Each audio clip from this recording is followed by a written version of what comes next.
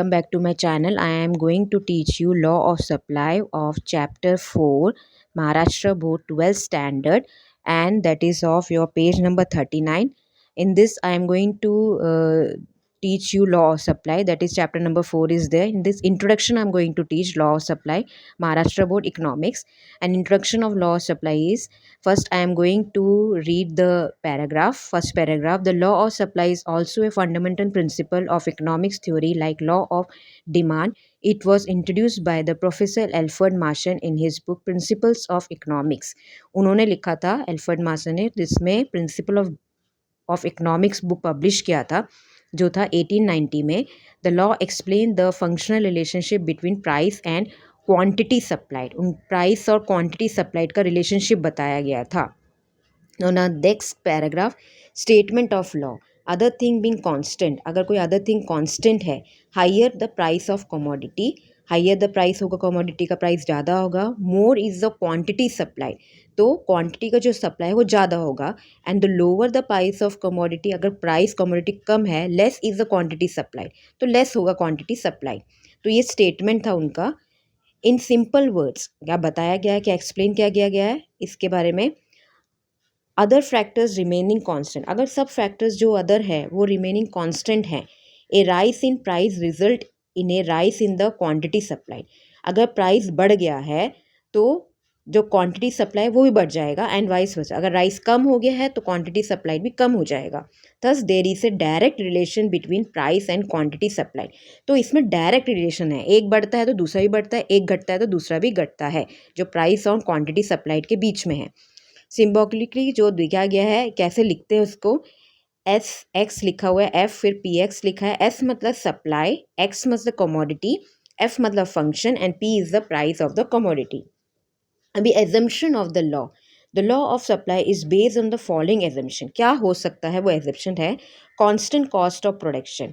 It is assume that there is no change in the constant of production. अगर ये सोचा गया है कि अगर कोई चेंज नहीं है कॉस्ट ऑफ प्रोडक्शन में, a change in the cost of production will affect the profits of the seller. अगर चेंज हुआ कॉस्ट, तो प्रॉफिट ऑफ सेलर का भी प्रॉफिट होता है. Therefore the less quantity will be supplied at the same price. इसीलिए अगर profit हो रहा है तो लेस क्वांटिटी आपका will be supplied as the same price. Okay, तो क्या बताया, it is assume that there is no change in the cost of production. Assume किया गया there is no change in the cost of production. A change in the cost of production will effect, अगर change है तो will effect the profit of the seller. Therefore less quantity will be supplied at the same price. तो less quantity supply करेंगे वो same price में. Number 2 का assumption क्या है, constant technique of production. It is also assume that the technique of production does not change. अगर technique change नहीं किया गया प्रोडक्शन का, तो इम्प्रूव टेक्निक ऑफ प्रोडक्शन में lead to an increase in production. अगर इम्प्रूव्ड टेक्निक रहेगा तो प्रोडक्शन जो इंक्रीज हो जाएगा. दिस इन टर्न में lead to an increase in supply at the same price. इससे क्या होगा, जो इंक्रीज इन सप्लाई है वो एट द सेम प्राइस में भी वो भी इंक्रीज हो जाएगा सेम प्राइस में. Number 3, no change in weather condition. It is assume that there is no change in weather condition. अगर एज्यूम किया गया कि कोई चेंज नहीं है वेदर कंडीशन में, नेचुरल कैलेमिटीज़, अगर कुछ हो गया नेचुरल कैलेमिटी, फ्लड हो गया, अर्थक्वेक हो गया, तो मे डिक्रीज सप्लाई, तो सप्लाई वगैरह डिक्रीज हो जाएगा. नंबर 4 क्या है, no change in government policy. अगर गवर्नमेंट पॉलिसी में कोई चेंज नहीं, it is assume that government policy like taxation policy, trade policy remain unchanged. अगर ये रिमेन अनचेंज रहेगा. No change in transport cost. It is assume that there is no change in condition of transport facilities and transport cost. अगर इसमें change नहीं होगा, for example better transport facilities increase supply at the same price. अगर better transport facility increase हो गया, अच्छा हो गया, तो सप्लाई वो प्राइस सेम प्राइस में भी इंक्रीज होगा.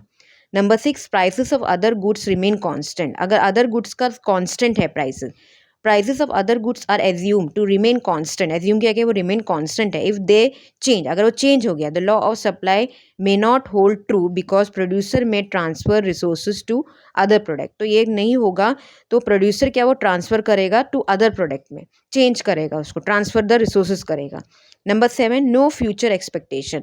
The law also assume that seller do not expect कि फ्यूचर चेंजेस, यानी कि उनको बिलीव हो रहा है कि फ्यूचर में चेंजेस होगा या कुछ नहीं होगा in the price of the product. अगर ऐसा कुछ रहेगा तो the law of supply is explain with the help of the following scheduled and the diagram.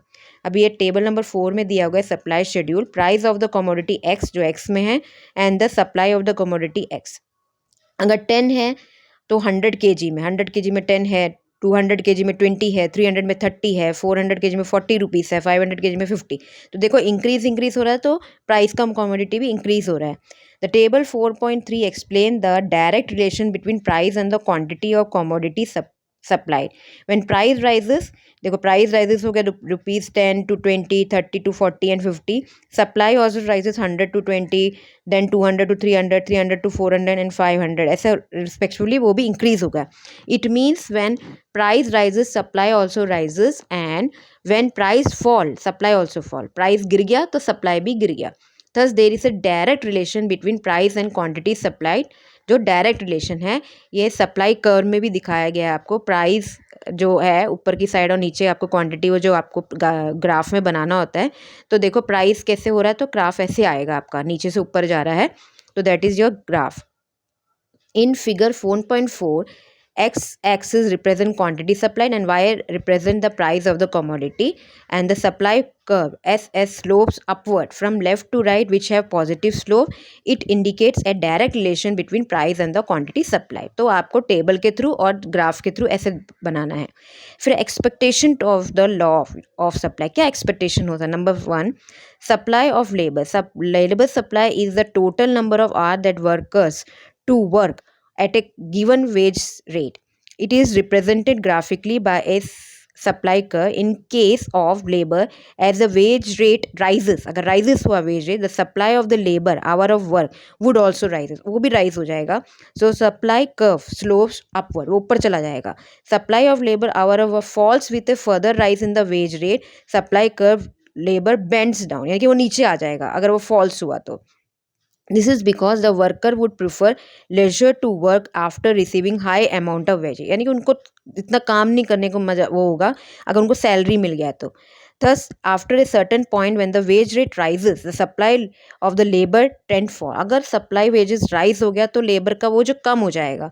It can explain with the help of the backward bending curve. Table number 4.4 and figure 4.5 explain the backward bending curve, supply curve of the labor. अगर wage rate पर है, अगर 100 rupees पर उसको मिलता है तो our और पर अगर उसको 5 घंटा काम कर रहा है तो उसको वेज होगा 500। 200 मिलता है एक समय और वो काम कर रहा है ज़्यादा तो 1400।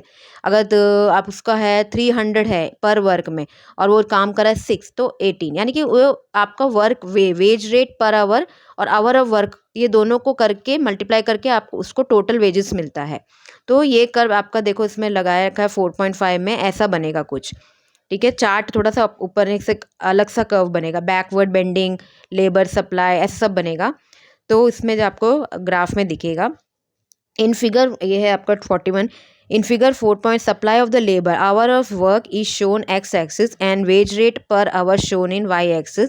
The curve SAS represent the backward bending curve of the labor. Initially when the wage rate is 100 per hour, the hour of work is 5. अगर 100 पर आवर तो 5 घंटे पर काम किया तो टोटल पर 500 इंटू 5 करेंगे 500 रुपीज़ मिलेगा उसको। When the wage rate rises 100 to 200 hour, the hour of work also rises. अगर वो एज बढ़ रहा है तो काम करने का आवर भी बढ़ जाता है तो वेजेस भी बढ़ जाएगा, तो 500 से 400। At this point the labour enjoy the higher amount of 1400 and work for 7 hour, और 7 आवर्स में वर्क करके उसको 1400 मिल रहा है। If the wage rises to 200 से 300 हो गया तो टोटल अमाउंट ऑफ वेज में right, but the labour will prefer leisure time and denies to work for extra hour. तो वो लोग, उनको लगता है कि ज़्यादा ओवर एक्सेस हो रहा है तो वो लोग नहीं एक्स्ट्रा आवर करते हैं, वो लोग बल्कि सोचते हैं कि हम लोग 6 में ही करेंगे तो 6 में करते हैं। बोला ही is ready to work only for 6 hour. At that point the supply curve bends back, तो उनको मानना पड़ता है, तो ठीक है तो बेंड हो जाता है और 300 उनको देते हैं 6 आवर्स में, which become expectationary law of supply. तो यानी कि उनका सप्लाई, वो लोग को ज़्यादा काम करने को नहीं राज़ी होते तो वेज रेट का पावर अब बढ़ जाता है और आवर कम हो जाता है वर्किंग का, और उनको टोटल वेजेस भी ज़्यादा मिलता है। Number 2, agricultural good. The law of supply does not apply to agriculture good as they are produce in a specific region and their production depend on weather condition. ये इसमें supply नहीं होता क्योंकि weather के ऊपर ये डिपेंड होता है कि सीजनल के ऊपर होता है कौन सा क्रॉप्स विंटर में है, रेनी में है, तो ये अप्लाई नहीं हो पाता due to the unfavourable changes in the weather. If the agriculture production is low, अगर कुछ ज़्यादा बारिश हो गई हो गया तो प्रोडक्शन ख़राब हो जाता है, एग्रीकल्चर का लो हो गया। There supply can not be increase even at the high price, तो supply can not be increase नहीं हो पाता एट द हाई प्राइस में भी। तो ये एग्रीकल्चर उसमें ये थोड़ा सा अलग है। Number 3, urgent need for cash, अगर कैश चाहिए, if the seller is in urgent need for cash, hard cash, उसको पैसा चाहिए, हार्ड कैश में तो मनी चाहिए उसको, he may sell his product at which may even be below the market price, उसको ख़त्म करना है, उसको जल्दी से पैसा चाहिए तो वो सस्ते में बेच देता है, लोग खरीदने वाले ज़्यादा होंगे तो बिक जाता है। Perishable good, in case of the perishable good the supply would offer to sell more quantities at the lower price to avoid the loss, यानी कि अगर कुछ खराब होने वाला है या कुछ है तो वो would offer to sell more quantity at the lower price to avoid the loss, loss को बचाने के लिए वेजिटेबल्स है, एग्स है, वो उसको लोअर क्वांटिटी में बेच देता है, जिससे कि sell more quantity at the lower price, यानी कि ज़्यादा उसमें लो क्वांटिटी में। Rare goods, the supply of rare goods can not be increase और डिक्रीज अकॉर्डिंग टू नहीं, ये इसमें इंक्रीज और डिक्रीज नहीं रहता है supply, even if the price rises, अगर प्राइस बढ़ रहा है सप्लाई रिमेन अनचेंज, सप्लाई में कोई चेंज नहीं होगा। फॉर एग्जांपल रेयर पेंटिंग, कोई रेयर पेंटिंग है, ओल्ड कॉइन है, एंटिक गुड्स है, तो ऐसे चीज़ों में उसमें वो लोग का फ़र्क नहीं पड़ता है, सप्लाई जो रिमेन अनचेंज रहता है। वेरी, तो ये था आपका, ये आपका मैंने 41 पेज में I have teach explain in Hindi also कि किस किस चीज़ों में ऊपर नीचे होता है, किस किस में चेंज नहीं होता, किस किस में सेम रहता है। तो this are the, I hope you will understood. बाकी का मैं I will upload in other video, because वो वीडियो बड़ा हो जाएगा, इसके लिए मैं slowly slowly I will explain you. तो आपको समझ में आया तो आप इसको सब्सक्राइब कीजिए मेरे चैनल को, प्रेस द नोटिफिकेशन बेल, अगर न्यू है तो उसको बेल को, नोटिफिकेशन बेल को प्रेस कीजिए तो आपको मेरे अपकमिंग वीडियोस मिल जाएंगे। आपके फ्रेंड्स को शेयर कीजिए, अगर कुछ पूछना है तो आप कमेंट बॉक्स में लिख सकते हैं। Thank you and bye.